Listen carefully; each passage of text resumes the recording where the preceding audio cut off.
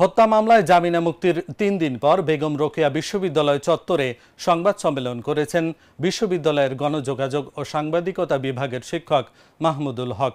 এ সময় তিনি অভিযোগ করেন, ৬.৫ বছর শিক্ষকতাকালে বিশ্ববিদ্যালয়ের অনিয়ম ও দুর্নীতির বিরুদ্ধে সোচ্চার ভূমিকার কারণেই একটি চক্র তার বিরুদ্ধে পরিকল্পিত ষড়যন্ত্রে লিপ্ত হয়েছে।